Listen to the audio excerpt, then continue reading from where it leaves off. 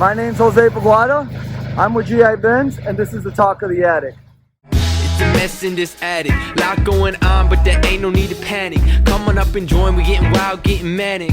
Spitting truth for all you fanatics. Every week got something new to say. Ain't no filter, this shit coming straight from the brain. It's coming straight from the brain.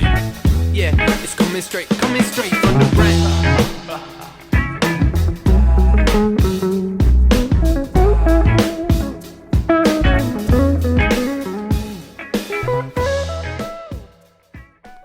What's up, everybody?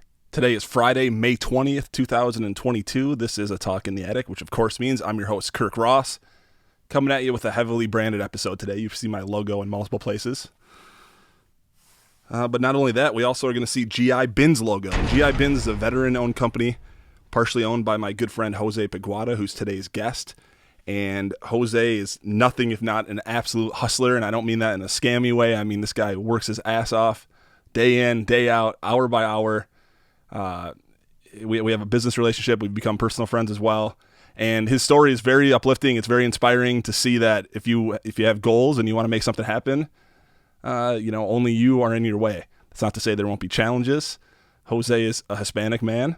He managed to work his ass off and make things happen in spite of that. And you'll hear from his you'll hear from his perspective on what that is for him. It's, he's a firm believer in taking control of what you want and not being a victim. And it's bearing out for him. He owns GI Benz. It's a large house washing, pressure washing, and a big part of the business is bin clean out. So all those rolly bins that you have that you put your trash in and take out to the curb every week, those things stink. They're gross. And for a very affordable price, you can make those things cleaner. It's all environmentally friendly. They won't smell anymore. And, that's the business side of it. The personal side of it, have a look, enjoy this thing. Jose told me he's the only Mexican redneck that he knows. He likes big trucks, big wheels, big belt buckles, big pressure washers. It's a good episode. He's a good dude. Enjoy this thing. Enjoy the weather this weekend. Things are moving along here in the attic, and I appreciate you coming with me. Of course, I hate to do this every week, but if you could take that pesky thumb, and just stretch that thing over to the like button on this YouTube video. I know it's a lot to ask, but if you could just manage to do that today, that would be fantastic. Spread the word on Jose. If you're interested in getting something cleaned, if you have a dirty driveway, a dirty house, a dirty truck, a dirty garbage bin, call this guy. Maybe you're just looking for someone to bounce some ideas off for businesses. This is the guy to do it with. Look in the show notes for more information, for some links, things of that nature. Thank you so much, Jose, for coming on. And thank you, fans, listeners, viewers, for continuing to tune in and listen. It's fantastic. I'm super appreciative of everything you're doing. With that, I'm going to take you into what might seem like a little bit of a commercial, but it's if you look at it a little different way, it's kind of a how-to, how it's made.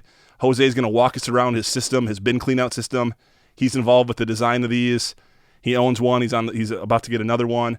And, learn a little bit about this thing. There's a lot of stuff that goes into cleaning a garbage bin, which some people would probably consider kind of a dirty, silly job. But when you actually see the technology behind it and the thought process, you can understand how this is a very, it's a good business idea. And if you have a dirty bin, it's great for you too. All right. So let's take it into that video. Then we'll jump into an interview. Let's start the show. Hi, I'm Jose with GI Benz. We're a pressure washing company in West Michigan area. We also do trash bins here in the West Michigan area. We are right now at a retirement community. So what we got here is an eco-friendly trash bin cleaning system. First steps first is we would lower the lifters down. It'd clamp on the trash can itself, the trash bin. A bunch of different ways people call it. So first things first, it goes to a 1,000 micron filter. So it catches all the debris. We obviously come after the trash guy's already been here. Our goal is to eliminate, the odor for one. On a hot day like today, it's 85 degrees, I believe it is today. If your trash bin is sitting in your garage, a bunch of HOAs, require them to sit in your garage, it starts to stink after a while.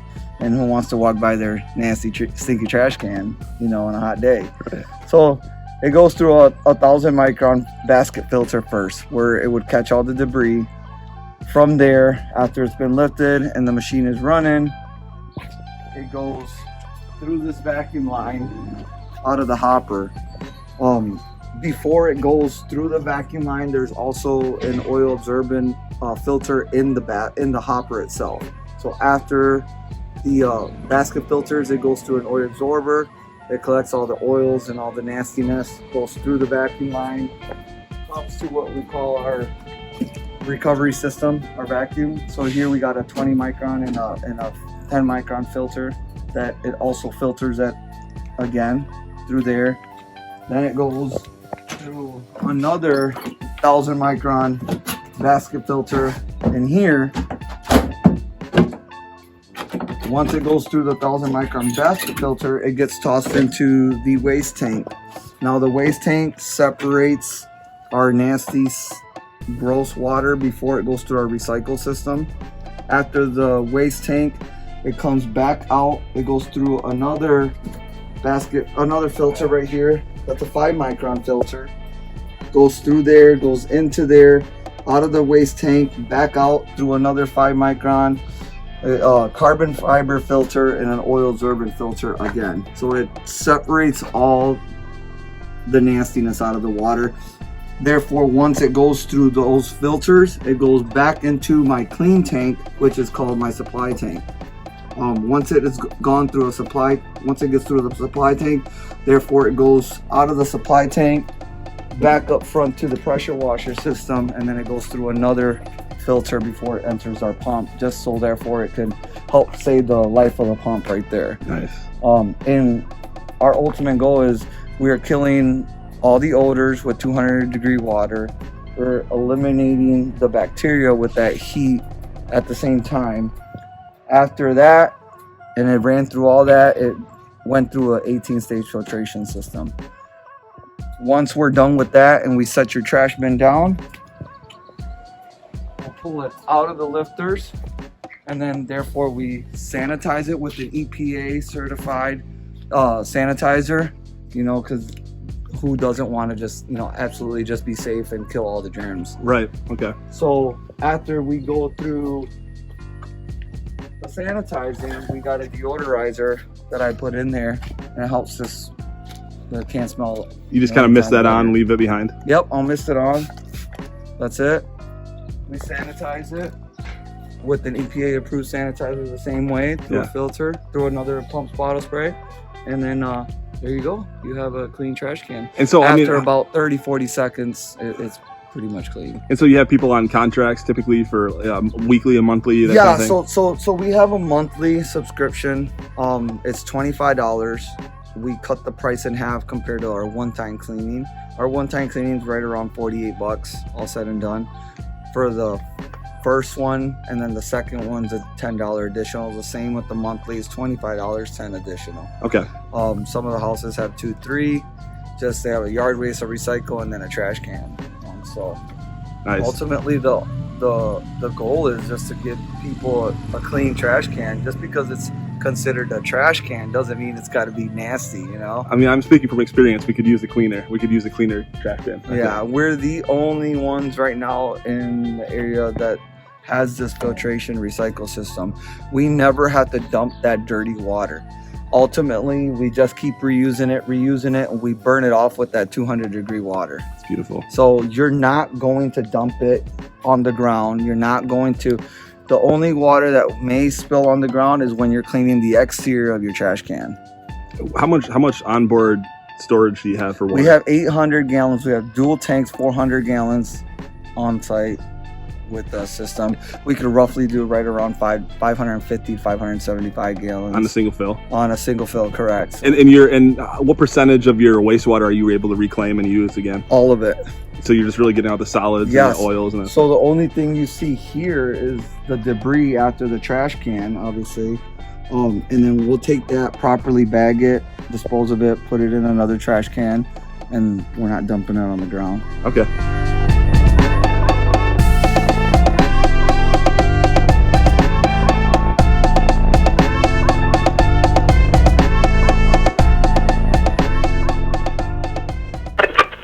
See something at the corner or the other end of the room that shouldn't be there, like it bugs me, so I walk over there and grab it and put it in its proper place. Yeah. So when I worked there, I had a 6x6 area. When the hitch came towards me, I took it off that belt, put it on the belt behind me, and that was all they expected of me. If I went across the To room do 20 something good feet for the to do company. something good for the company, Yeah. my ass was grass. Not only was I being looked at by the other employees like, what are you doing? Yeah, like that you- look, yeah, like like I teacher's just pet or murdered something. somebody. Then one day I finally just told this guy, I'm like, well, what's so wrong about going out of your way to do something that's going to benefit all of us? You know, they're like, well, if you do something, then they expect that out of all of us. Yeah, well then So then why don't you move? You sit in a 6x6 spot and work it's so much easier to 8 just hours. stay busy than to like, sit Yeah. around, right? Oh yeah, I'd much rather go work 12 hours in the sun outside with a shovel and a pick than to ever be in a factory again. Yeah. I got all those jobs out of my way when I was in high school and fresh out of high school. Yeah. And I was like, to know that I never want to do that. And that was it for me. I was like, I'm done. I mean, so what is it? Because it's not. It's just the monotony of it, and just the control, and just like the you have to do the same thing Yes, every yeah, time. It's so yeah, repetitive. and Yeah. like you said, the control though, to have a set schedule and for them to say, okay, this is all you're gonna do. I'm like, okay, so then how do you prove to the company that you're worthy of more and that you can offer the company more? Yeah. If you have no opportunity to show no it. opportunity to show what, no, you're literally a squirrel and you're gonna go fetch it when they tell you you're gonna do it. Yeah. That's it. Yeah. It's like, I'm sorry, I don't know who you think you're talking to, but I ain't your typical rooster fish. I'm gonna do what I want to do. What You is know? what is a typical rooster fish? I never even heard that. Well, you before. know, like a cocksucker. Oh yeah. You know, Okay. I'm I not. got I'm you. not gonna. Yeah. I'm not gonna do Kiss anything ass to kiss. kiss ass to please you. Yeah. Yeah. I'm done with that. You know, it's just I was trying to put it in so I That's wasn't hilarious. Yeah, I mean, we might as well roll into this. So here's the context. I'm with Jose Paguada, Yep. right? Jose runs or is part owner of GI Bins. Correct.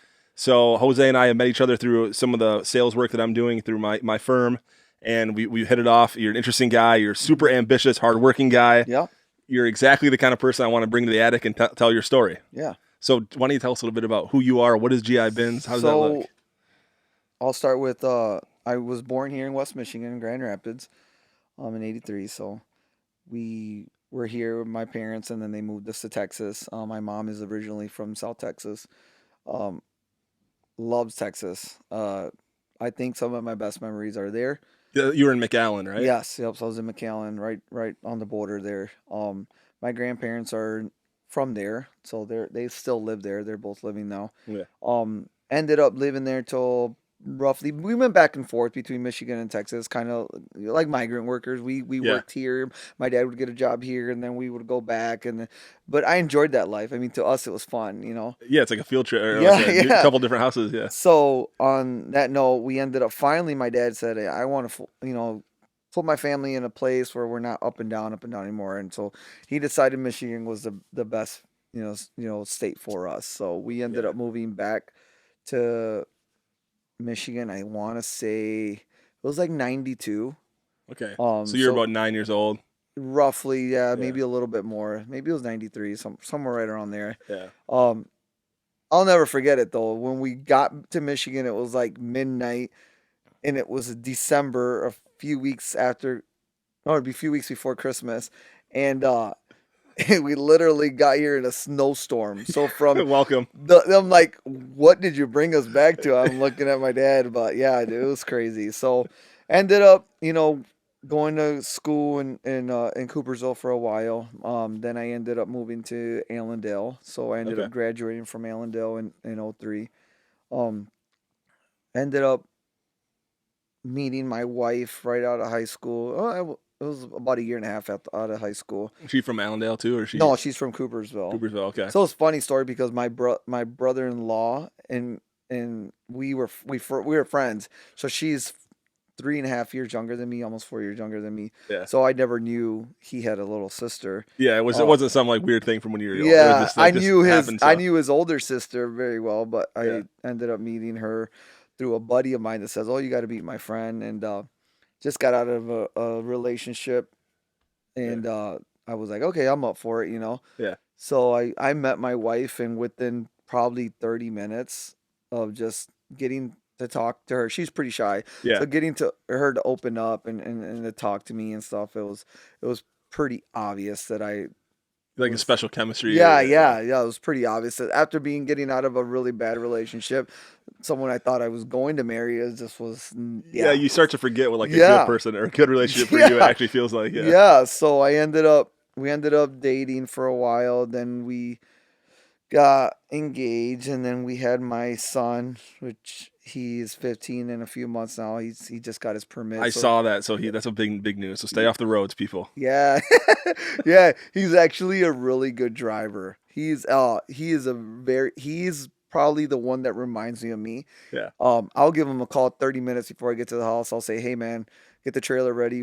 I gotta unhook the bin trailer and hook up the fleet trailer, and then we go do fleet washing at nighttime." Last night I had both my boys that were helping me. We started at our Bet and Baker account in Coopersville. Yeah. We have 4 dealerships for them.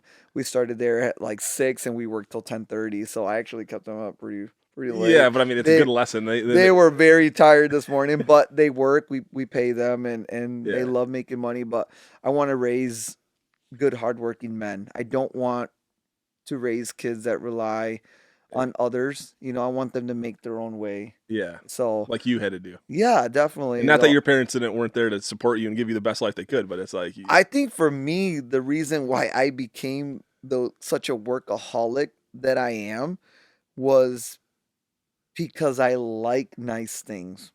yeah. When I say that, like it's not like I'm trying to live a life that I can't afford, but it's a life that I'm trying to live that I can be able to have, certain. Well, I mean, for instance, right out of high school, I was 16. I had just bought a truck. My dad co-signed, for me to buy a truck. I paid the payments on it.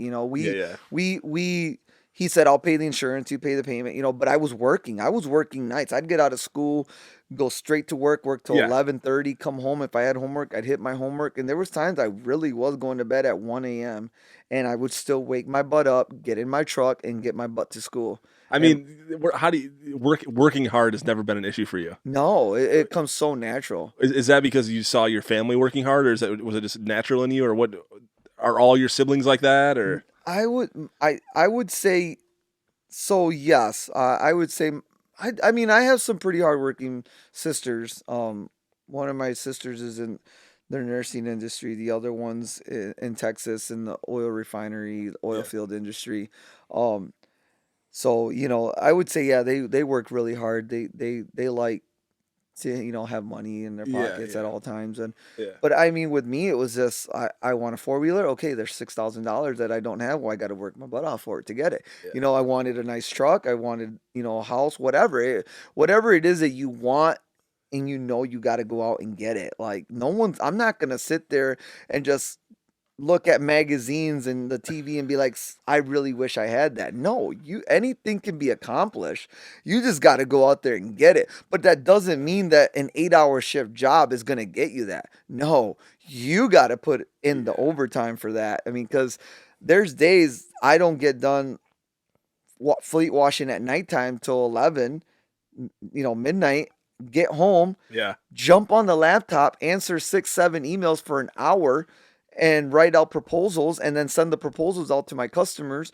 And then go to bed, and then still at the shower. I'm getting in bed at 1:45. My wife's like looking at me like, "You're just getting home now?" No, I've been downstairs working on another hour and a half on the laptop. That's the unseen stuff that like people don't see on Instagram of the people that have money. Yeah. Even the people in the entertainment industry, obviously they're getting paid more than they probably deserve to some degree, but they're still busting their ass a lot behind the scenes. Like they're constantly working. Yeah, I actually had a buddy that said, he's a buddy / coworker that sent out some emails for proposals and prices and stuff. And he says, man, I went to bed at 11.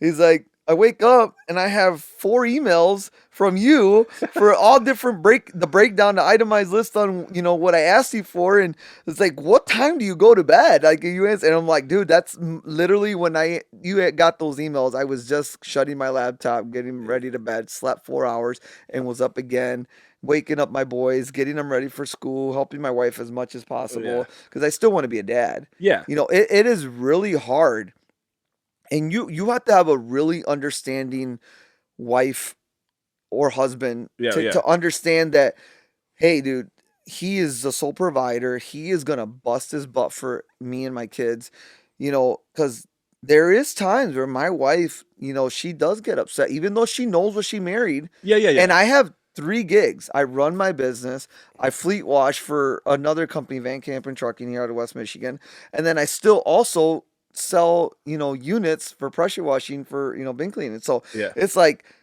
I had 3 jobs and I want to keep everybody happy, but I got 3 incomes coming in a week, and it's pretty nice to see 3 checks being deposited in your account. Oh, yeah. You I mean, know? it's immediate reward. Oh yeah, so it's like that's what I mean. You just can't expect an 8-hour shift to Yeah. go buy you $100,000 truck that you want. I mean, those Well, diesel pickups out there aren't chump change anymore. no, and something that's happened too in our culture, like, and I'm as a victim of it probably as well. Is like you can finance everything. Yeah, So a lot of people end up living the life of a life that they can't afford. What the only difference is with you is you said, I'm not going to rack up credit card debt to get that. yeah, I'm going to actually work for the money up front and then Yeah. pay for it with the I money mean, I earned. Yeah. even Old if school you, way. okay, let's just say you do, because I'm guilty of that. Let's just say you finance something, Yeah. but don't think you're gonna go in there. That mentality of nothing down, not putting anything towards it, is Someone's making money here. yes, It ain't you. exactly. Yeah. So not only that, the banks like to see you put money down, but if you go in there with 20, 15 grand and you put it down and you finance only half of it, Yeah. it is really nice to know that that payment is way lower than Oh. what it would have been if you didn't do nothing to the table. It's I'm sure you've looked at your mortgage before, like when you look at if you pay just one extra payment a month or a year or whatever, and then if you Yeah. do it twice a year, it's like enormous Yeah. how big of a difference it can make. Yeah, So it's like- definitely. And it's not cheap either to be trying to pay a mortgage and then finance a toy and then still have a vehicle so you can get to work finance. Like stressful. that's the stressful. Like I like waking up and going to work and not having to worry about all the other things. It's like the less I have on my plate, the better. No, that's Hold on, that's not to that's say hilarious that you're that's saying that. not to say work wise. Work to me, that's load that shit up on yeah, that work. Yeah, but bills, that on my plate, that stresses me out more Yeah. than 5 jobs. yeah. So that's why you've got a partner in crime though that that handles that yeah. stuff. Yeah, Yeah. My business partner's in Vegas, so yeah, he's he's with his wife. He's making time for the hunting. He's the same way too. He's a workaholic. What does vacation look like for you? I haven't had a vacation in probably 7 years. So do you ever get a day away where you're just kind of just turned off and just hanging out and just completely present, not thinking about all that? No, because it's our busy season too. On top of it, everybody's doing spring cleaning. We soft wash houses and we're Yeah. pressure washing concrete and patios. And so even in the winter, the 2 jobs, I do one job less, my business, because it's winter. Yeah. I still stay on top of the bins, but we don't do a lot of residential cleanup like houses and driveways. Yeah. So with that being said, I just bury myself even more with my other 2 jobs. I'm actually looking forward to this December because my little cousin is getting married. So we haven't seen my grandparents, I think, since the last time maybe it was right after my mom's funeral. They did come down for a couple weeks. Yeah. So I haven't seen my grandparents, and that really worries me because my grandfather was like a father to me. He helped raise me and And helped they're me. just getting up there in age. Yeah, he helped me be the man I am today and the workaholic because he was the same way. Yeah. And I really am looking forward to going to that wedding because that's going to be our vacation. So we're actually going all. We're renting an Airbnb for 10 days. And Hell yeah. my wife's Is that in Texas? Yeah, my wife's super stoked. She actually just doesn't care where we go at this point. She just wants a vacation. And I guarantee you my phone's going to be ringing off the hook, even though I'm down there. But I'm going to have to try to find that line. You got to set a boundary, whatever it is, and just don't break it. But see, I can't because if that phone rings, it's the Dollar potential. signs. Yeah, it's the potential of losing a sale, making a sale. Like that's a $2,000 missed call. Yeah.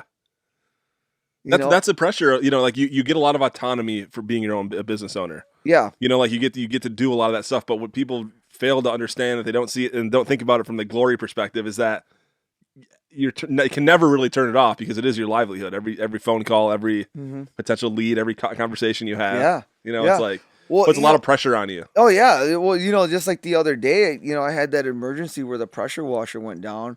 I was like, oh my god, what am I gonna do? I got a big fleet washing job today, and we were over at what is that, Allendale? Oh yeah, yeah, the spring, South of Allendale, yeah, Lakeshore retirement community. No, that was that same day actually. Yeah. So I was trying to hurry up when you came out to see that bin cleaning at the retirement community, and I still had to go out that day, and we were still doing a fleet wash that night until almost 9:45.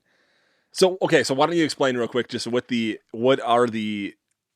you do? Like, what's your business like straight up? If this were an ad or whatever, what would you say that you get? What services do you offer? All So that. our bread and butter in the business that we're trying to promote the most is the trash bin cleaning, Which business, is right here on your shirt. which is right here, GI bins. So we come curbside to your house.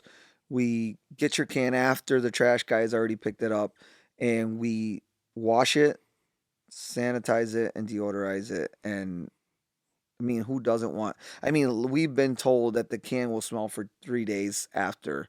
I mean, just walking out of their back patio where they're in their garage, wherever they store, they still smell that fragrant we use, and they want to know what it is. But that's our secret, so we're not gonna say. Yeah, we're not gonna talk about that. Yeah, keep that close to the vest. But I mean, if COVID taught me anything, is to be cleaner. If my wife will tell you, I was a clean freak. Like everything had to be spotless. Like in our OCD house. level. Yeah. And so when that happened, it really made me realize how we weren't clean enough, I guess. Yeah. And the transporting, germs, which I'm not a germ like that big, like to say, oh, I'm not gonna touch that.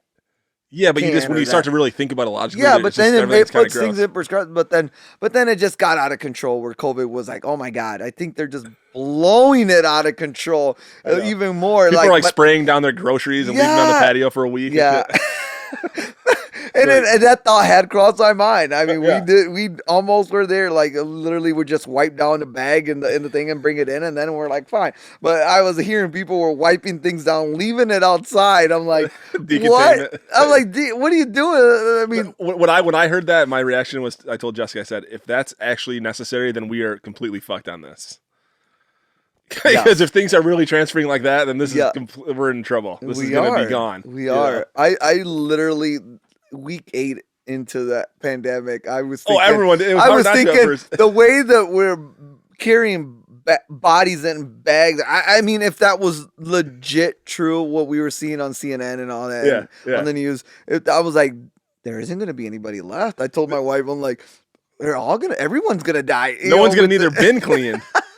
So with that being said, I was like, there's a lot of people out there, and I'm like, well, cleaning their bins might make them feel that sense of, safetyness. So I'm like, I'm gonna make money off of people's diseases, but it wasn't really even that. It was just me trying to branch out into another stream of income versus, because when I started the business, I started it as under J&S Solutions, pressure washing. Yeah. So I started that, and we were doing residential houses, clean up. Me and my son it was just me and him. Yeah. Going to town on it all day. We would make $2-3 grand on a Saturday and Sunday. Yeah, it's good bonding time. Teach him to work hard. Yeah, and he knows a lot. Like all the chemicals we get from Image through you. Yeah. He knows what step 1 does. He knows what step 2 does. The alkalides, and I'm like, Jose Jr.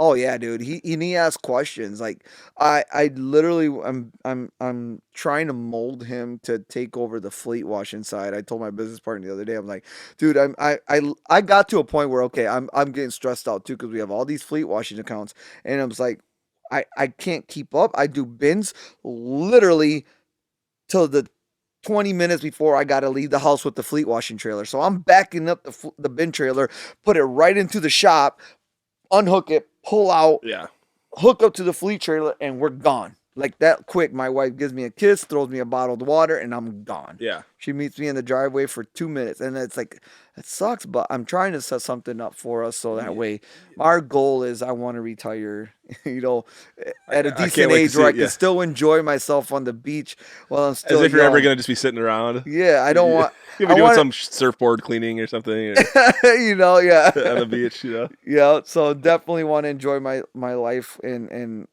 I God willingly, he allows me to to live a decent age, and I can enjoy my wife and my kids, and hopefully one day grandkids. But Dude, that's awesome. yeah. So I'm hoping that Peyton takes some of the load off of me within the next couple years, and he's really good at doing that already. So Here's a question for you.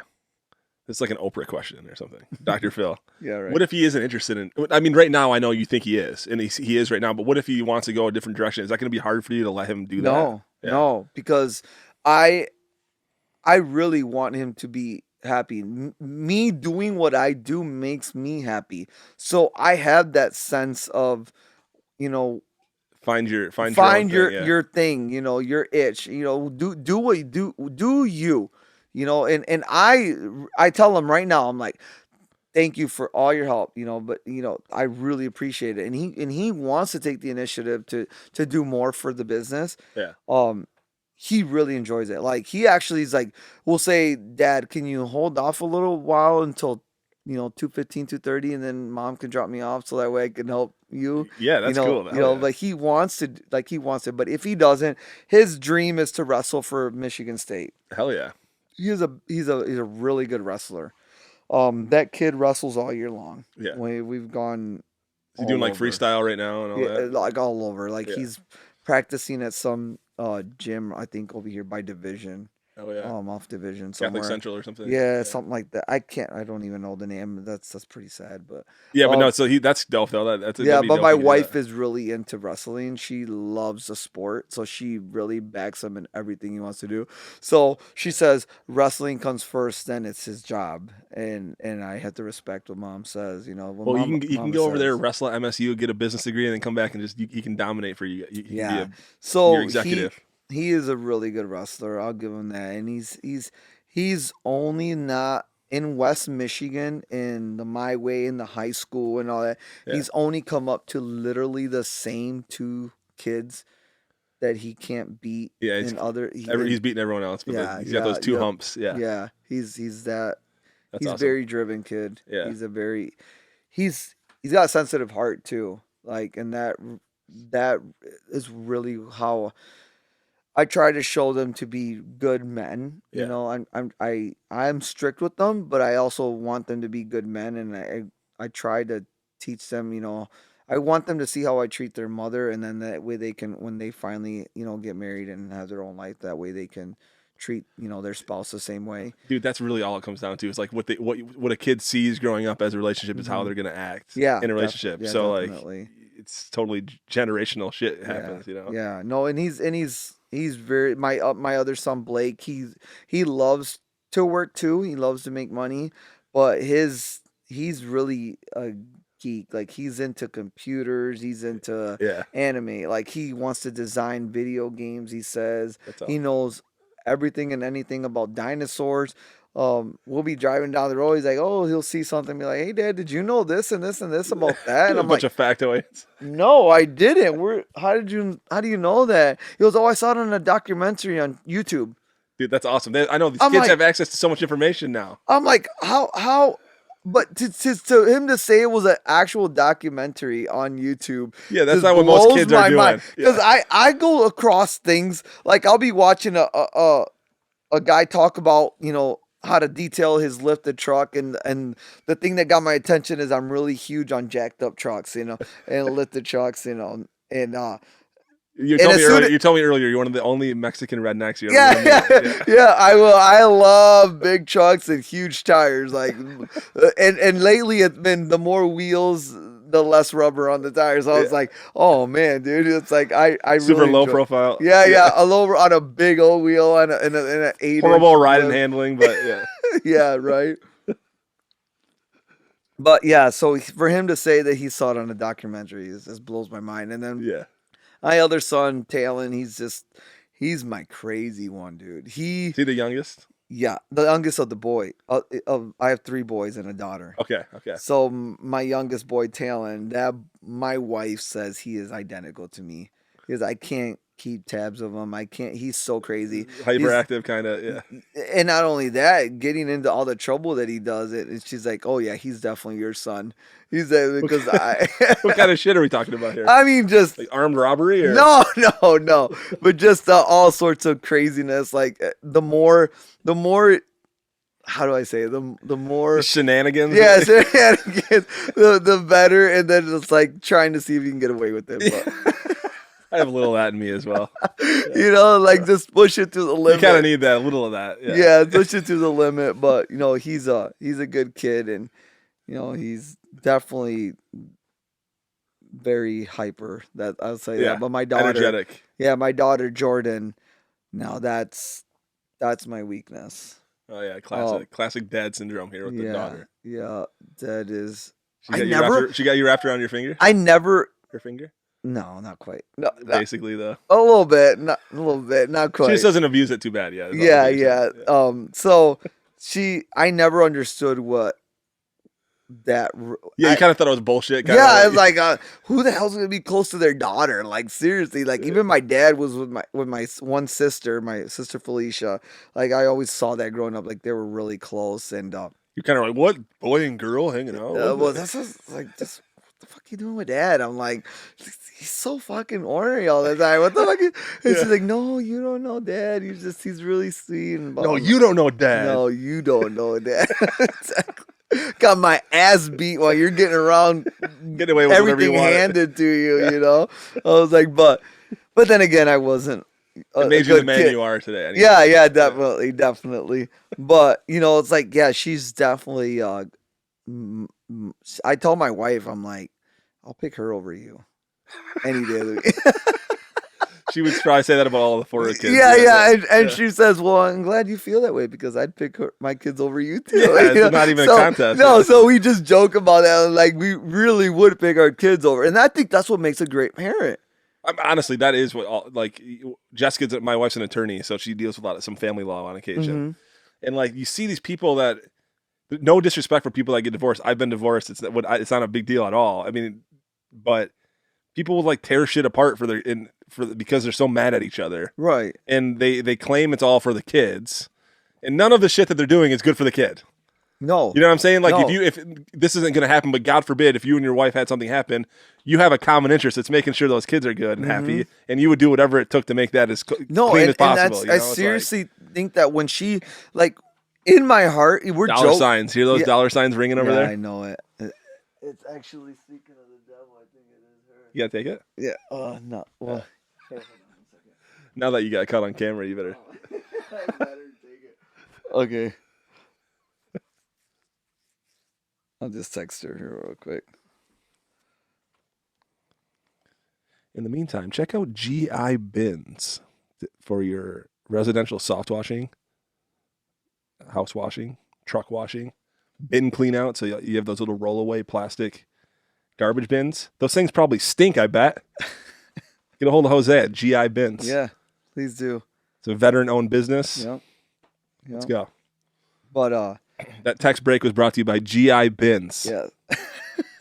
The missus was calling, so we had to attend to that. That's always top priority. But no, so on that note, you know, I really think that's what makes a good parent. We joke around that we would pick our kids over each other. Yeah, but it's true. But it really is true. Like if you stop and think about that, it's like, yeah, I mean, I would definitely, the safety of my kids comes first. And sometimes a parent forgets that. Sometimes a parent forgets, hey, stop. You know, you got to put your kids first. Yeah. You know? Yeah.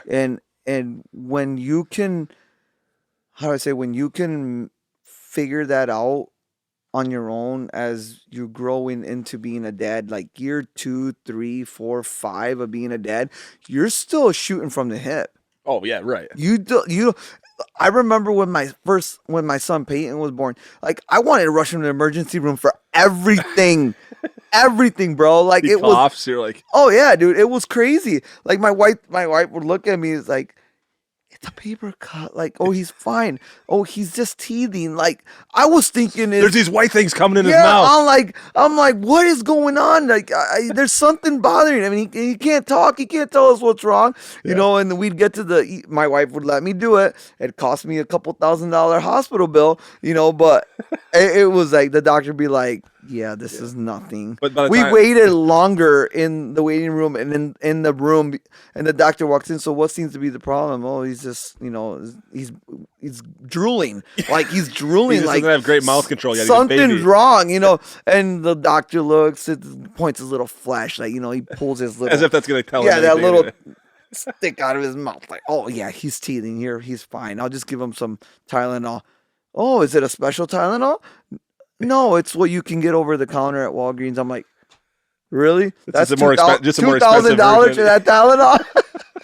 Really good Tylenol. You know, so Baby so aspirin. you know, you just don't know. And then when, you know, year 6 and the second kid and the third kid, Yeah, by the time Jordan comes around, she's by like the bleeding. time- You're like, come now on, you're Jordan's tougher than nails, man, because of that. Like, she plays around with the neighbor boys that are her same, almost her same age. How old is and she? She is going to be 6 this July 10th. Oh, yeah, that's a good age. Fun Yeah, age. so she's like wrestling and just a total tomboy with 3 brothers.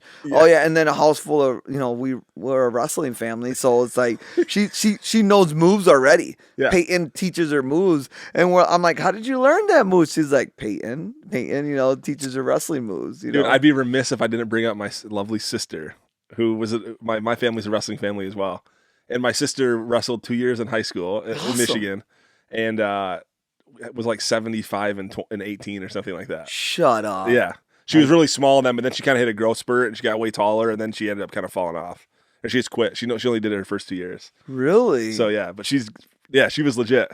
Wow. Yeah, she was wrestling 103 back in the 103, and then at one point it was 106. It changed for a minute. Yeah, Allendale, where my son goes to school at Allendale High School, they started a all girls wrestling team last year. Oh, seriously? Yeah, they are now offering scholarships for girls that Good. go out for wrestling, because colleges, apparently, my understanding, and I could be wrong. Don't quote me on this. Yeah. But This isn't ESPN. my understanding is, like, as long as they, you know, they're trying to start a wrestling league in college, so they're offering scholarships. They have to offer a female version of it for Title IX in order to get the men's wrestling to stay on or something. I don't know how it's working. The politics, I'm sure, takes into effect of there somewhere. Yeah. But yeah, dude, it was like there's this girl that moved here, I think from Oregon or California, and I've been watching her as Peyton's been, you know, getting older and wrestling. Yeah. Been watching her. She's pretty legit. Like, she is tough. There's some of those Just boys whipping the boys. yeah, some of those boys she can beat the snot out of. Yeah. And she landed wrong last year, threw her 2 years ago, broke her back, had to get major surgery, then like threw her shoulder out in practice, still came back and wrestled and still made state for the women's. Yeah. That's awesome. She's legit. Yeah. So some of these girls, I mean, don't underestimate them. Like, these girls are tough. Hell yeah, especially You- when they're younger too. Like, you're Yeah. gonna go through puberty sooner. Remember, like, you're in 3rd grade and there's a bunch of like girls taller than you, Right. and they don't grow until, you know, ever again. So Yeah. it's crazy. It's crazy how the world is changing. You know, I mean, I'm about to be 40, and in high school, if a girl went out to wrestle, I could tell you, I would have instantly thought she was probably gay or something. You know, like, Yeah, just made some judgment. she wanted to be a dude or Yeah. something, because you just didn't see that, and you have to be more open minded now. Of course. You know, the world has changed, and you have to accept it. If you don't accept it, it's like the Bible says, It's changing anyway. the You can either left accept it- behind. You know, the left behind, and yeah, then the remnant. Or yeah, and then you're the bad person, because you can't accept it. So you better be ready to adapt and change to the way the world is changing. all the stuff that we take for granted now as just commonalities or things that were kind of revolutionary 20, 30, 40 years ago. Yeah, Just like the stuff that we're now getting older and some stuff seems crazy to us or whatever it is. We're kind of getting older now. Yeah. You know, now the young kids drive the new culture. That's how it always Yeah. works. I mean, you can fight it, or you can fight it, or you can I'll know what's gonna happen and still do what the fuck you want to do. Right. Yeah, exactly. Right, No, it's and I still try to teach my kids the same values and upbringings that I had. Yeah. And for them to sometimes put me in check and say that the teachers are teaching them otherwise than what I'm trying to raise them in school, Yeah. ticks me off a little bit, Yeah, I can feel that. but at the same time, it's like, this is the world they're going to be living in. Yeah, exactly. So whether they play ball or just accept it, or and I tell them, that's not for you though. I mean, you can do whatever you want, you can believe whatever you want. I tell my kids, I'm like, but that's not normal. Right. Right. My my dad would always say, like, it is what it is, just go with it, but he never really was a fighter, like, or argued points. Like, my dad would always just, okay, accept it, let it go. And I always used to say, how can he be so laid back, like, to just let something like that go. He's wise. I remember when it was here in Grand Rapids off of 28th Street. I remember a guy told him, hey man, I got this VCR, and I was literally at an age where I kind of remember this happening. And we were at the grocery store, and my mom, and this guy walked up to my dad, and I got this VCR, I really need the cash. Do you mind buying it? And my dad looked at my mom and was like, well, yeah, we could buy it. Can we swing it? A few bucks here. Yeah. So he's like, VCR. it's like, yeah, he sold them 2 bricks and a box of VCR. In a box of where the VCR came. He's totally shot, just drifted. Yeah. He ripped them off. And I mean, I would have undid my center console, pulled out what I know I got in there, and I would say, give me my money back, but he was like, I mean, he was mad and he confronted him about it, but then he just let it go. I mean, what do you do? That's the thing. You got to move it. What do you do? I don't know. The older I get, the more I'm like feeling like I'm more laid back. But it's well, really just you can't control anything. You can't. What are you gonna do? Fucking control it? You can't. So. And that's what I mean by you got to accept things the way it is. What it is. That's what he would say that. So on that note, you're gonna be just like your pops long term. I have a goal in life. What's your goal? My goal is to be better than the next person. I always tell my kids that you can be better than the next person, or someone that you're trying to compete. Which, if you stop competing with yourself, you will fail. Exactly. Do you understand what I'm saying by that? Completely. If you don't push yourself, if you gotta don't be better, everything you do better be better than the last time you tried that. And that doesn't just go for like if I'm competing with you in sales, I'm trying to outsell you. It's for yourself. For yourself. If you don't push yourself to that next level, you will never reach it. Right. It's like, I always want to be here, but the next morning I may want to be here. Right. Because I'm like, I push myself to the limit. I'm like, well, today I'm going to set up this job on top of doing all these bins and still make it to Van Camp and trucking and wash trucks there tonight. Yeah. And I do it. Right. And my wife's like, stop pushing yourself so hard. There's no way you can do that. You don't know any other way. But you don't know any other way. I'm so competitive with myself though. Yeah, dude, that's a good way to be. That's how it's like if as soon as you feel yourself resting on your laurels, which I'm sure has happened at times in certain parts of your life or something, that's when you kind of know you're in the wrong environment. Right. At least for me. So like when I started feeling really complacent and wasn't really wanting to be the best possible person I could at that's when I knew I had to make a change. Right. So people, if you're in a spot where you can't get motivated to do it, maybe it's the wrong spot. And and I hate when people say, "Oh, but I can't do this because of that. I can't do this because of that." You can do anything. Like I'm Hispanic. Right.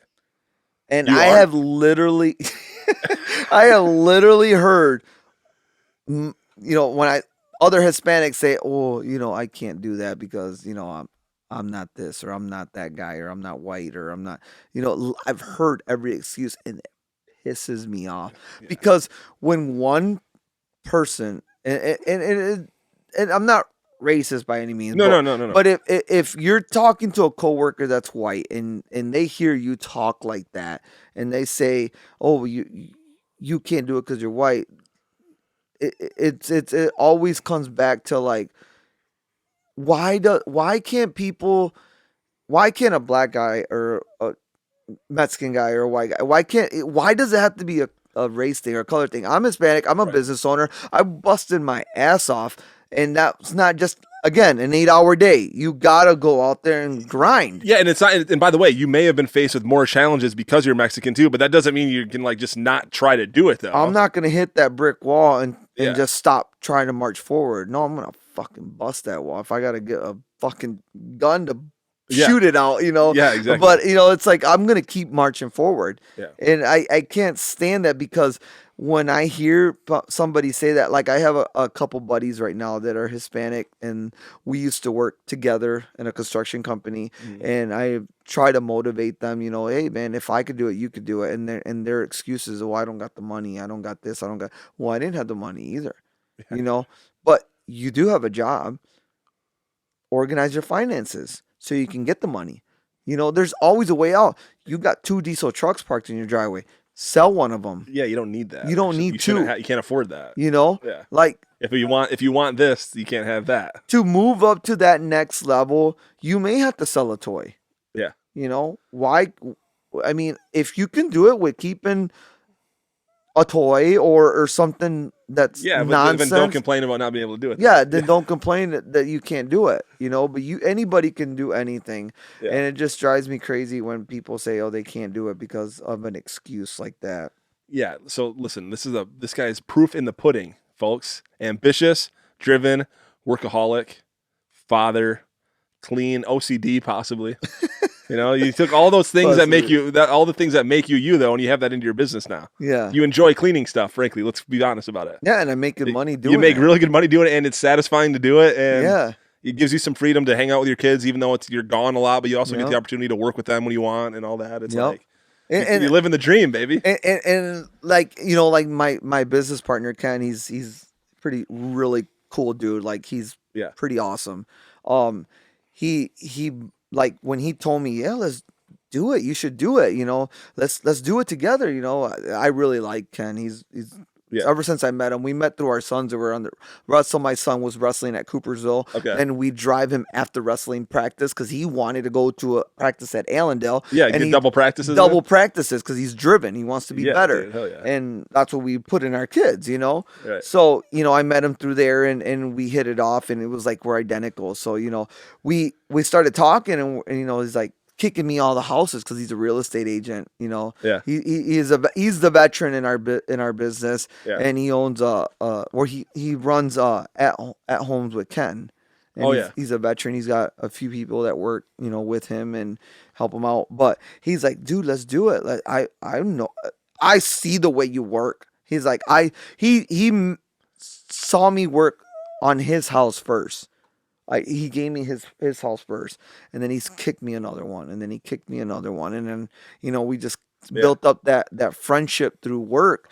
And every morning, whether he was in Vegas and like 4 times, I kept forgetting that it was 3-hour difference. So I'm getting my day started, at 7, driving down the road to the first job, and it's like 4 a.m. 4 a.m. there, and he answers, hey, what's up, dude? Like he literally, he's like me. If he's in a dead sleep, that never sleeps, baby. Yeah, if he's in a dead sleep and that phone rings, he is up. Like he answers it. I know. Like he's like sounds motivated to go ready. Hey, what's up, dude? And like we pet each other. You can match your energy. Yeah. Well, that's how we have our morning meetings, like every morning. Yeah. Like I'll be driving, drinking my coffee on my way to the office or on my way to the first job, and I have a long drive to the office. It's 40 minutes, to where we build the units at for the bin cleaning business, and so we have a 30-minute conversation, and then he's like, "All right, dude, I'm gonna go back to bed. It's like 4:45 here." I'm like, "Oh crap, I'm sorry, dude," but he's like, and then he probably just goes right back to sleep. Yeah, instantly. Yeah. But we pep each other up, we motivate each other. We do the business plan for the day. We talk about how we're gonna promote GI bins. We talk about the scheduling because he handles all the scheduling for me. So he does a lot of like the office work, administrative. Oh kind of yeah, stuff. definitely. And when I say a lot, he does a lot. Like there's just no way I could do more on top of what I already have, and he just takes that whole load off of me. He keeps me in check too. I mean, like I forget I need, soaps. I go through you, obviously. Yeah. He holds me back from sending more money with you. Yeah. We gotta talk more. Yeah. But he's like, hey, dude, I just got an email with the invoice. Like, we need to cool that. I'm like, well, I need the soap to get this job done. He's like, well, get smaller portions of it, or something like that, or get a 5-gallon pill. You need somebody to be disciplined. Not a 55-gallon drum of, step 1 and 2. It's like $2,000 later. If you're listening, a 55-gallon drum of step 1 and 2 is exactly what you need. Image Wash Products. Yeah, and hit up Kurt, man. He's good people. He'll tell you how to set it up and use it. Yeah, dude, it's pretty inspiring to see. Like, you're honestly, I've been around a lot of people. I like to meet new people. It's always fun, and I honestly think, honest to God, think you're the biggest hustler I've ever met. Yeah. And I don't mean hustler like in the pejorative way, like scamming people. I mean like fucking hustling. Yeah, like working. You work fucking hard, dude. This is really this is the most laid back I've ever seen you. This is the most time off of the clock I've taken, because usually when I punch out of Van Campens at 11 at night and then I go home and then I still work on the laptop, I literally get 20 minutes to eat and shower and go right to bed. Here's what I want. Here's what you owe me out of this whole thing. Well, first off, you came by and cleaned my bins today, so you don't really owe me anything. So if anything, I owe you something. But what you owe me out of this is let me know if there's any ramifications from this conversation. Either if it's just like you actually having it and putting it out there, or just like even the fact that you took a couple hours to not be working during the middle of the week. Mm-hmm. Let me know if that like impacts you at all down the road. Well, I know in a couple days. I can tell you right now, I'm really relaxed. Like I'm having a good time. Yeah. I try to make time for my wife, and we meet up with our friends. And have dinner with our friends. You guys listen to music and shit too? Or, oh yeah, definitely. Oh, we're huge music family. You're a hip hop guy, aren't you? Oh, I'm everything. Mostly country. I like to consider myself a cowboy. I couldn't tell. Do we have the whole look here? I literally love my cowboy boots, my belt buckles, and my Wrangler jeans. Working hard and living humbly out on the Western Front, Jose Paguada, the Longhorn State's finest gun-slinging, pressure-washer-toting cowboy, coming to CBS this fall. And what's going on? So where'd you get these cowboy boots? How long have you had them? These I think I got at Millbrooks. Oh shit, Millbrooks. Yeah, Millbrooks over off of 76. But we've been hitting up Boot Barn too in Granville a lot. But I mean, still, Cavenders. We need a Cavenders from Texas here in Michigan. That's the go-to Texas boot. That's the go. I mean, I love Cavenders. They got everything there. You ready for some rapid fire? Yeah, shoot. Is everything bigger in Texas? Oh yeah. Have you ever had those balls that hang off of a truck hitch? I never hung the balls off the truck hitch, but I've hung my retired cowboy boots off. Okay, that's a totally different story though. Of these, but still, I like. Well, I can't do what everybody else is doing. The balls thing is such a message to send, though. What are you trying to tell the people? Like you're hung? I don't know. I never got. This truck's got balls. Yeah, maybe. I don't know, but I know. I always tried to outdo the next guy. So when I hung my retired boots up for the first time in Texas, and I was working in the oil field, I did that for a long time, and that's hard work. Yeah, but dude. you get paid well for that too, right? Yeah, I got paid very well. It's dangerous work though. Yeah, I got hurt a few times out there. A couple times I got put on workers' comp and had to get surgery and stuff. But yeah. Definitely some hard work out there and roughnecking. I miss it. Oh my gosh, do I miss it? Roughnecking to me. Tell me, define roughnecking. Literally waking up at 4:50, hitting a safety meeting before you step on the rig, and then working in 110, 115 degrees in New Mexico and South Texas, West Texas. I think my favorite place was West Texas, and it was the hottest place I've worked in.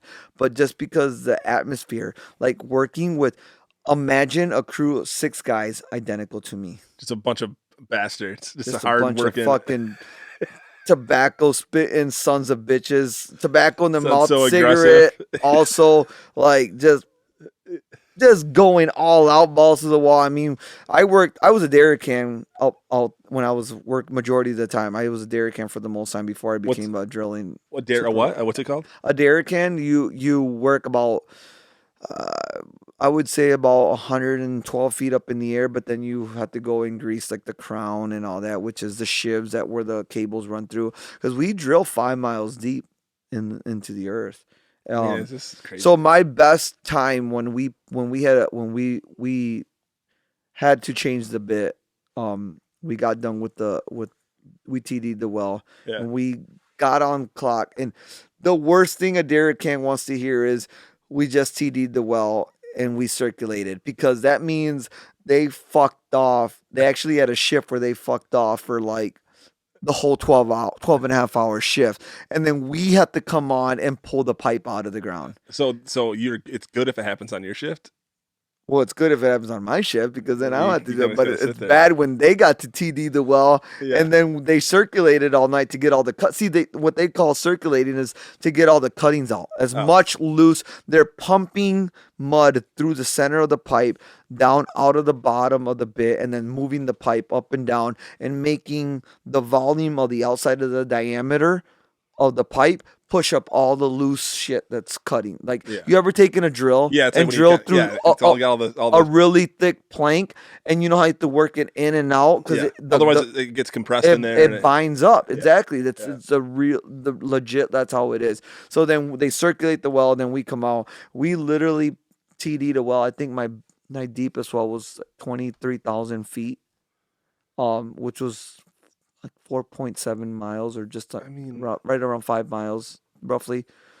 I had to do my math on it, That's but pretty close. Yeah, it's it like 5 miles. It was down there. 4.5 or something. We tripped out the pipe in like, I want to say like 8 hours. You got all the way through that in 8 hours. Yeah, we pulled all the pipe out. So I literally walked through like fingers. We call them fingers. It's steel that big. You tie off at the hips just in case you do fall, through the fingers, or fall over the edge. And the pipe comes up. They're 100-foot stands, and it comes all the way up to the top, and then they go down. They latch another one, and it comes up. But when he comes up, you have to throw a single rope around it, and then we call the elevators that slide down, and then you unlatch them, and then you pull the pipe out, and you rack it back into the fingers. How heavy is this big ass pipe? The heaviest pipe is called the collar. That you can get smashed in that thing so easy. Probably. Yeah. Oh yeah, I smashed my hand a couple of times. It smashed in my forearm right there. And literally to this day, when I do that, I can still feel the muscle weird. Yeah. It literally left the muscle really funny in my forearm. Yeah. But so I pull the collar is the weight. That's what helps put all the weight on the bit. So we pulled out the collar, and I tore all the tendons in this arm. Damn. I pulled so hard, and I was putting out with all my might that I tore. Just ripped your arms off. The tendon right off in my arm. So I had one tendon shot to my armpit, the other one right here, and that's where that scar came from. Collar 1, Jose 0. Yeah. Probably more like 3-0. It was probably... I had a lot of collars under my belt before that happened. But, yeah, that one really... I mean, I literally... My arm went numb and went hot. Like, it literally was on fire. Like they put icy hot on it. Yeah, dude. So bin cleaning and fleet washing is hard work, but it's nothing compared to that. Oh no, but I enjoyed it. Yeah, I enjoyed it. I mean, I seen a bunch of guys get hurt out there. I saw a guy lose a finger. Just like mine. That's not how I lost mine. But I never even noticed that. Yeah, dude. That's kind of cool. See that? Yeah, you can flip people off kind of more discreetly. I give them the fucked up bird. It's like, wow, that's really fucked up. But yeah, I saw a guy get his head smashed. Jeez. Yeah, he got his head smashed with when we were running casing after we TD'd the well, and we pulled all the pipe out and we laid it down. TD'd the well, and yeah, it was crazy, dude. I saw another guy fall So it wasn't funny, but it was really weird because it was a learning lesson. I took it as a learning lesson. Yeah. He was driving a man basket, and the man basket, when it's extended out. I always thought the man basket, that's what I always called my underwear. Yeah, right. The man basket. We called it a man's nest, but I think the proper terms were like a cherry picker thing. Yeah, kind of like a cherry picker. Yeah. And he was driving it fully extended. It was like 40 feet out. And when it's fully extended, it's really noodly. It really, really bounces. And it literally launched him. He hit a pothole. The wheels went into the pothole and then it came out. He was going a little too fast driving it. Catapulted him out of there. And it catapulted him right out of it. And he fell out. Landed in Houston. Hit his head on the basket. And then the lanyard caught him from falling to what could have been his death. Like, we were what we call nippling up. Yeah. It's the BOP stack, and we were nippling up, and he was moving it, and he was going around the rig and around the catwalk.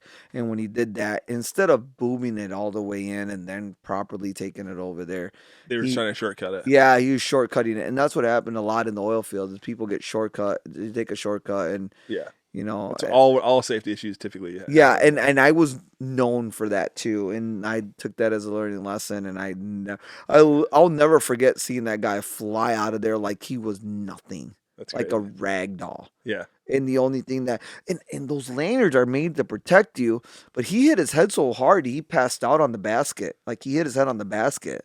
But he was just dangling there. But I mean he could have fell all the way down, which he was probably 25 feet. Yeah, that would have been the end of him, probably.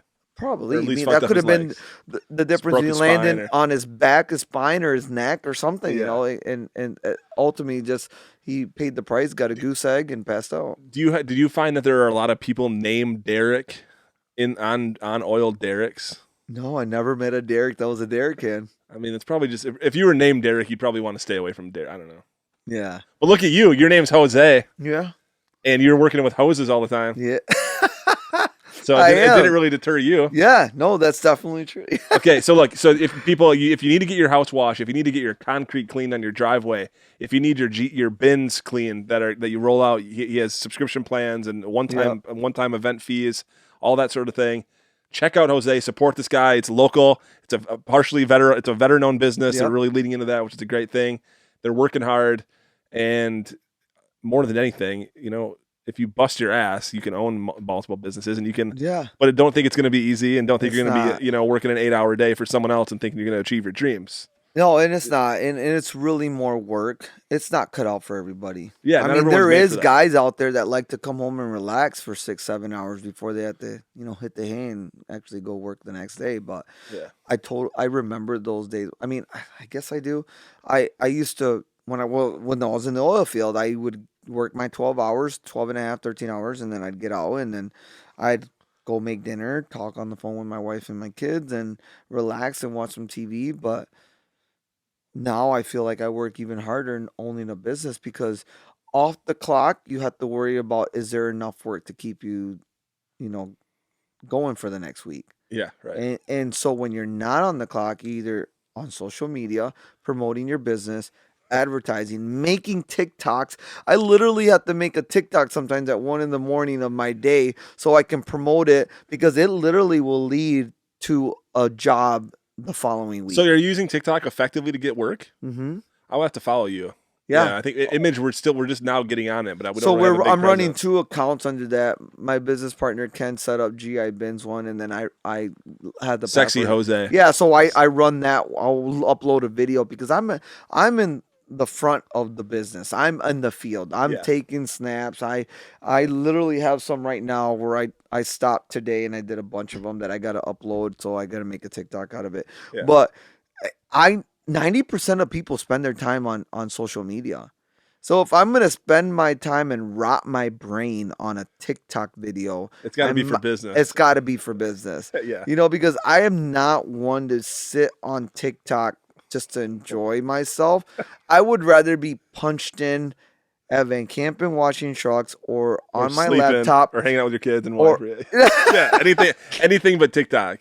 Yeah, anything but TikTok, Yeah. or just watching my boys. I just got them on dirt bikes, so they're all riding their dirt bikes. And my oldest was like, "Dad, you got to come watch me launch my new dirt bike." And I'm like, "Okay, I'll go out there." So here I am riding a little 50cc to follow him because he's got his dirt bike and just launching it. And I'm like, "Dang, that's pretty badass." I was like, "That's my boy," But we go up to Silver Lake in the summertime when we Dunes go and- camping. We yeah. go doing it, and we take my side by side out there, and we just launch that thing. I love launching it. Yeah. It's the best. What exactly is a launch? Like You just coming ramping? up over the hill and just- and just sending it. Yeah. Send it. Just But you send- are still enclosed within the vehicle, though. You're not bailing on it. no. I picture s- launching it like.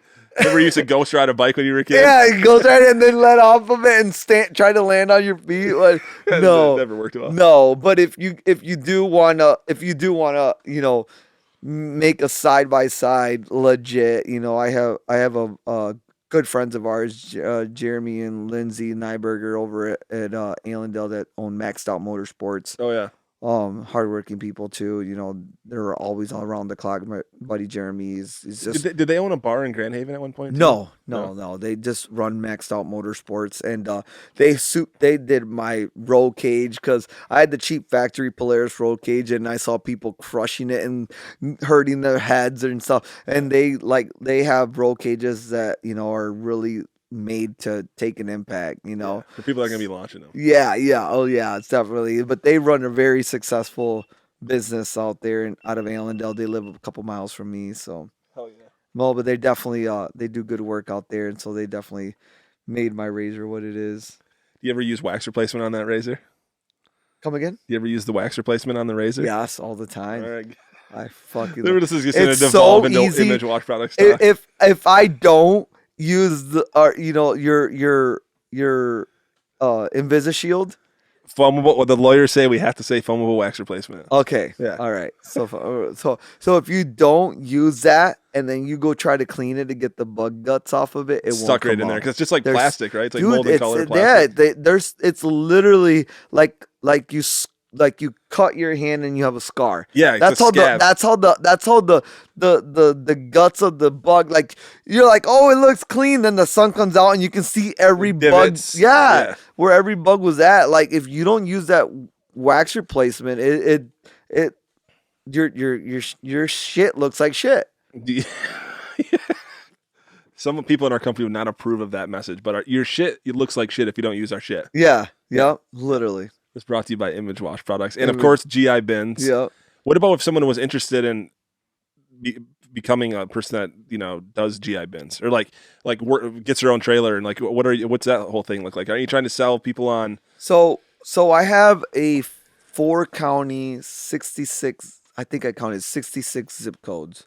So we travel from Northern Shores, Muskegon, all the way down to South of Caledonia. And actually, we're now on the verge of going all the way to Gun Lake. Okay. I have a association that wants to pick us up there. So that's an hour and 10 minutes. So my end goal is to split it off in like sections and sell someone like you that you want to run to Northeast Grand Rapids. I mean, there's probably 200,000 trash cans just here in Grand Rapids. Yeah, because alone. everyone's got 3 for the most part. Yeah. So if you were to do like if I sold you a franchise, you'd even if you did the math and you did, 250 cans a month, that's a little over $8,500. Yeah. And very little cost of, the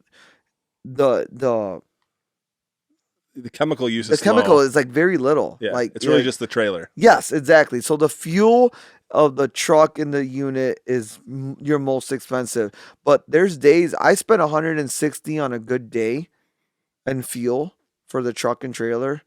But we made sometimes, it could be anywhere between 800 and it could be everywhere between 3,000. Yeah. So it outweighs the cost, a lot. Right. Like when we do go to Republic and Jenison, there's days where I can knock out, I think the most I've done there was like 300, 280 bins. And then I did my residential route. So that day alone, we made $5,000. Yeah, for 150, 160 bucks. 160 bucks of fuel. Yeah. Yeah. So, I mean, it's lucrative if you're willing to do the work and all yeah. that. Yeah. And so our angle is we want to sell portions of around the city of what our territory that we cover. Yeah. Now, if somebody tries to move in and do it, they have to meet, the DOT standards here in Michigan, and they have to be eco-friendly. We recycle our water. We run it through an 18-stage filtration system like you saw the other day. Yeah, which, by the way, you're going to see some clips of this, or you already have in this interview, yeah. So we run an 18-stage filtration system where we run an oil separator, carbon fiber filter, a 50 micron, 5 micron filters. I mean, it's literally legit. It's environmentally EPA approved shit. Yeah, so we don't dump our water on the ground like some companies do out there. Like they're hauling around wastewater and then on an open top and it's splashing out. Like gross. it's like garbage water. Yeah, it's worse, dude. Yeah, 'cause it's got like salmonella and all. Yeah, it's got pesticides, home cleaning products in there. I mean, you're mixing all these. Yeah, you're making pharmaceuticals. You're making a chemical at the end of the day that's probably worse than COVID. Right. And for us to be able to filter that water, store it in a contained tank, filter it as fast as we're dirtying it, and clean it and pump it back into our clean water tank to pull it. I mean, that's also money. It's also there. Good for you not to have to refill. Yeah, it's money. Yeah, definitely. And who wants to go be able to do like we have a customer, that's out in New Jersey. So he bought a bin cleaning system from somebody else, someone else. I don't want to say the name. Yeah. I don't like to burn anybody. Right. But he bought a bin system that didn't recycle the water. So I have footage of it on my phone, which it says who they are, but I don't want to call them out. Yeah. So he has 600 monthly customers. I mean, he's pulling over $50,000 a month. Yeah. Easy.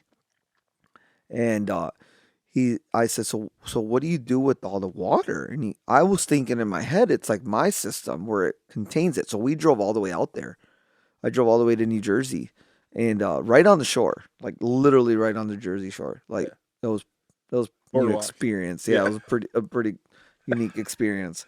And he goes, oh, I do 50 cans, and after 50 cans, the water's full. And I was like, so what do you do with the water? And I'm hoping he's not gonna say what I'm what you know he's about to say. Yeah, but he doesn't. He doesn't say it. He actually pays to dispose of it the right way at a treatment plant. But that all takes time away from your route. But it does. It takes time away from it. So every hour that he's not working to go dump it, and then to still go refill it. So he's lost 3-4 hours out of his day doing that.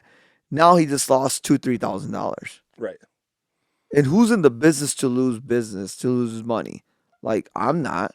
I want to be as efficient as possible. Yeah, exactly. So I'm like, so how much do they charge you to take that wastewater? He goes, oh yeah, of course. He goes, they got to process it. He's like, when the processing costs they have to run it through all the filters that you have. Yeah, they have employees that have to take the proper steps to process that dirty, nasty filtered water. The water you got to refilter. Yeah. So I'm like, what do they charge you? And he's like, $150.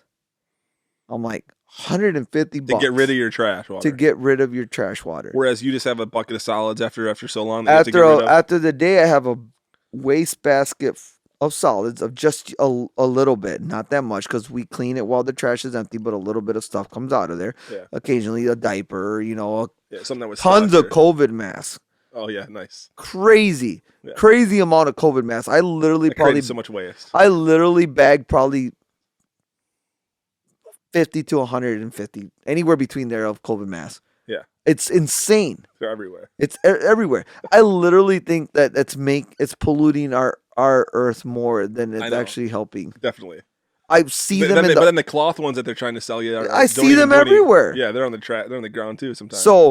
So then I'm like, okay, so what do you do? And he's like, well, I pay them to take it, and then I still have to fill up with water. I said, so how many customers do you roughly do in a day? And he goes, oh, about 150. I said, so 4 times a day you're paying 5 times a day sometimes to dispose that water? He goes, yeah. I said, in that day, how much did you make? He's like, about 2,000. I said, how much did you spend in fuel? And he goes, about $120. Okay.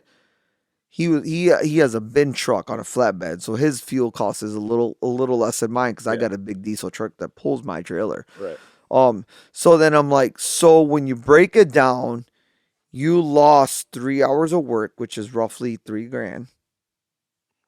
You lost 5 dumps at $150 a dump. You start breaking it down. I mean, now you're adding money.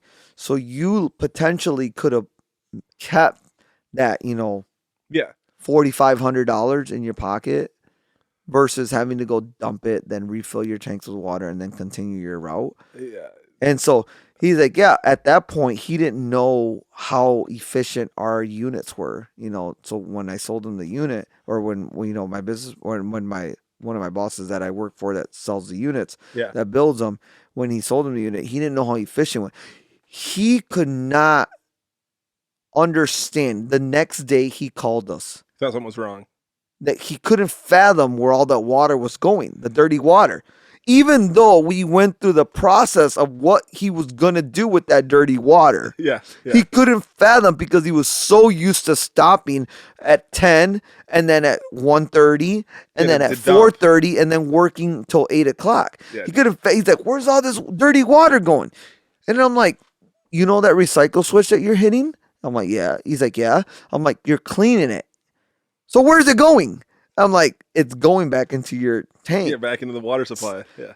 So I don't have to go fill it. It blew his mind. Like, it was like he didn't know. He's like, so I don't have to go fill up again. And I'm like, no, until you burn it off. And he goes, what do you mean I burn it off? Well, you're running the water at 220 degrees. That's what all that steam is. Yeah, that and you're there's seeing. some ricocheting coming off. And you clean the outside of the bin a little bit. You lose 10 gallons in a day of just cleaning the outside of the bin, which isn't shit, Right.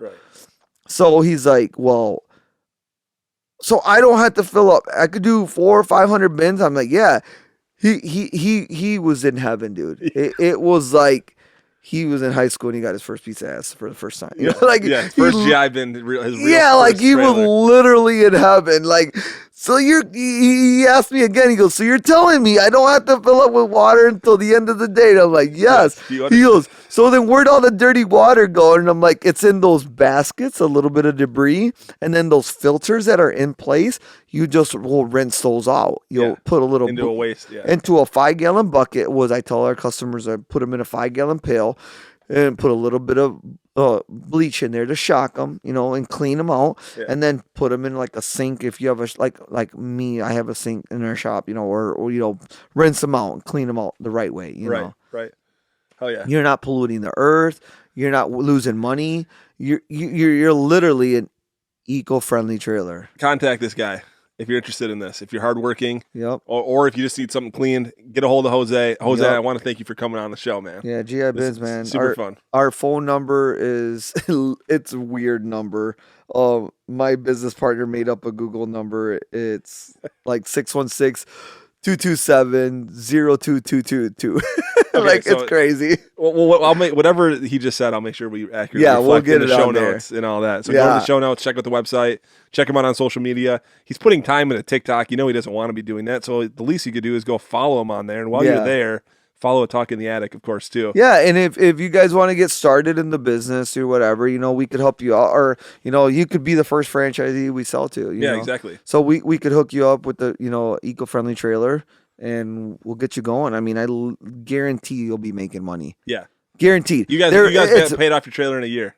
Yeah, we literally made enough last year, so we could have paid it off, but you got a lot of overhead. No, you decided not to, but we did double payments on our unit for the whole first year, and it planned out great. And we were still a little busy during the winter, but we still had enough money sitting there to where we could float ourselves and keep us going. You just got to be smart with how you run your business, and I have a great business partner that knows how to do that.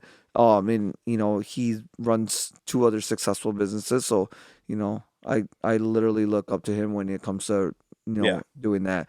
He looks at me to make us the money, because we got to keep it going, and I look at him to keep the business running. So here's what we learned today. Everything is bigger in Texas.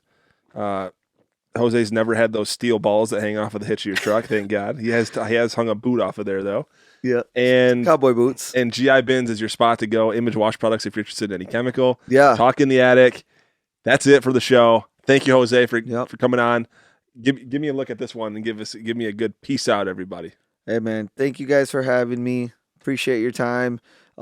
This is brought to you by Kurt over in the Attic.